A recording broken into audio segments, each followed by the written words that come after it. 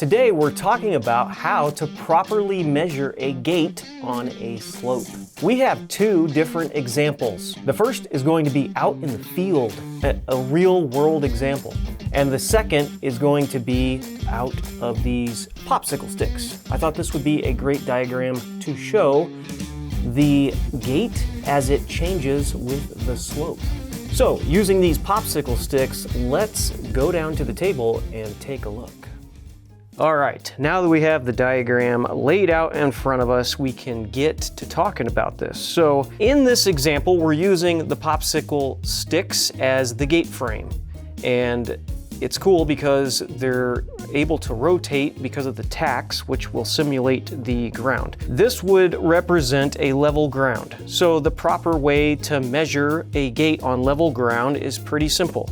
You measure from the inside of one post to the inside of the next post, and that would be your inside to inside measurement. And then you would account for whatever type of hardware you're using to hang the gate, meaning the hinges and the latch, and whatever those takeoffs are. Sometimes they're a lot, sometimes they're hardly anything, just depends. But you would account for those as well as the actual width of the gate frame. So that's pretty simple and it's easy to do. Now let's talk about measuring a gate on an actual grade or a slope. So if we move these popsicle sticks, and let's say this is our grade here, and we can draw a line with our pin to simulate the ground. Now we can adjust our gate frame here to kind of match the ground and use these as our post. So this is a pretty good demonstration of being on a hillside where you have to make a gate. And the absolute best way to measure this is to measure the inside to the inside, but we're going to do it along the grade. And the reason we're gonna do that is because in extreme examples, those two measurements are gonna be different, because you have to think your posts are gonna be level no matter if it's this grade or if it's something super extreme like this. So your posts are always gonna be level, but if you notice in this extreme example, the measurement in between these two posts this direction is going to be less than if we measured along the grade to the bottom of the post. Do we ever come across those examples in the real world? Well, not really that extreme, but we have done some pretty steep hillsides that need gates. And the reason why you want to measure along the grade is because that is going to be a different measurement than straight across. And what I mean straight across is sometimes your guy might walk up, or you or whoever's measuring will walk up here and just throw your tape out until it hits this post. And then you're kind of measuring higher off the ground on this side and holding it here. And so you get that measurement, but it's not along the ground. So step number one is precisely that. You're going to measure the inside to the inside along the ground line. Once you determine that actual measurement from inside to inside, the next step is going to involve trying to figure out this triangle. And what do I mean by a triangle? Well, I mean, we want to measure this. And this would kind of simulate the drop or the amount of angle you have to put into your gate frame.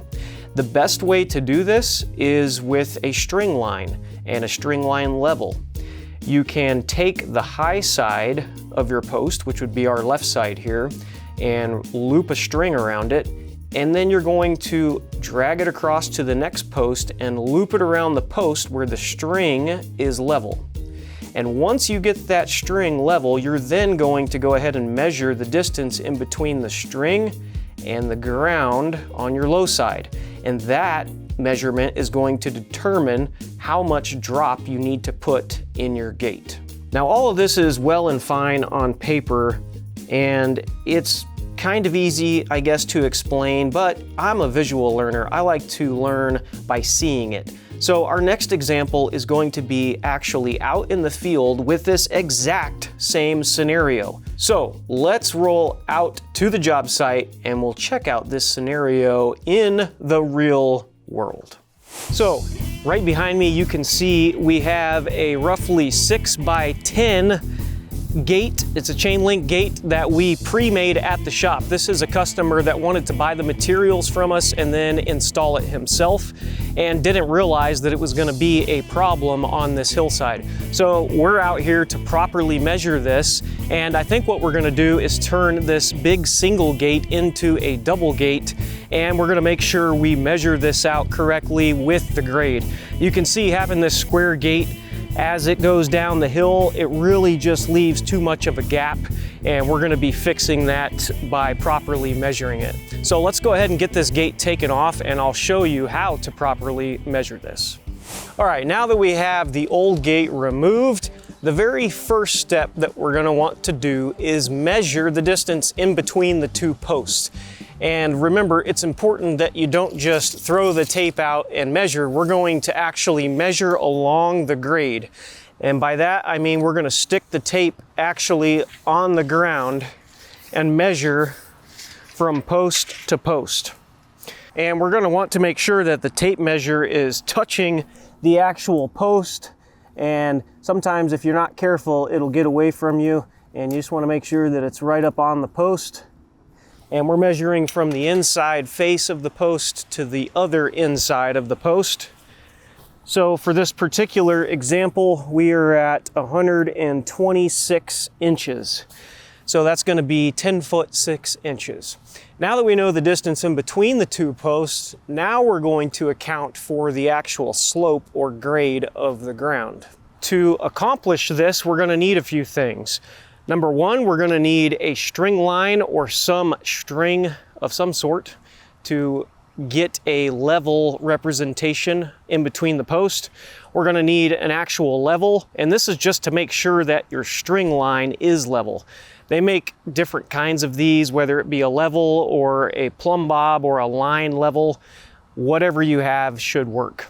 We're going to start by attaching our yarn at the very bottom of the post on the high side, which in our case is going to be over here.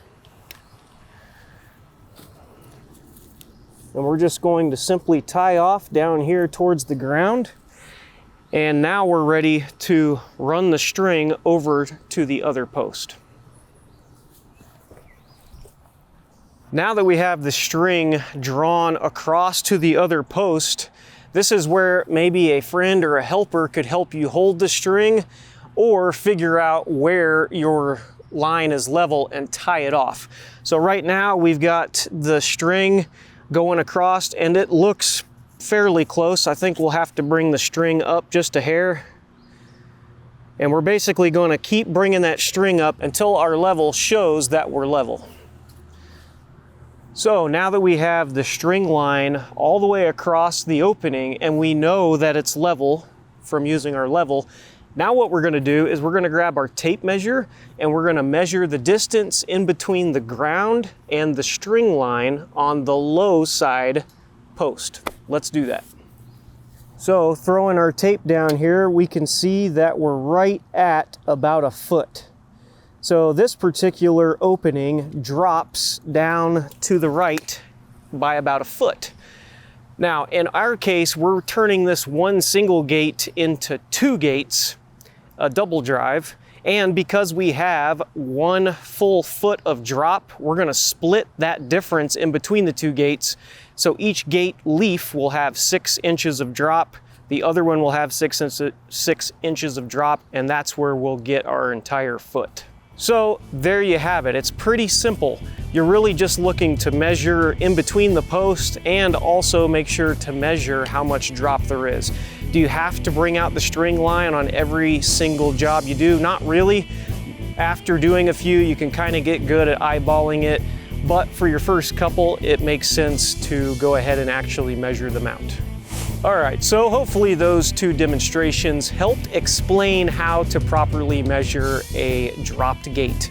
It's pretty common here where we're at in Missouri. We have lots of hills and we are in the Ozark Mountains, so there you go. We use it quite often. Let us know what you think in the comments below. Do you guys do it a different way? Did we not explain something to your satisfaction? Let us know in the comments below and let us know what you'd like to see next here on the channel. Appreciate you guys watching. Catch you in the next one.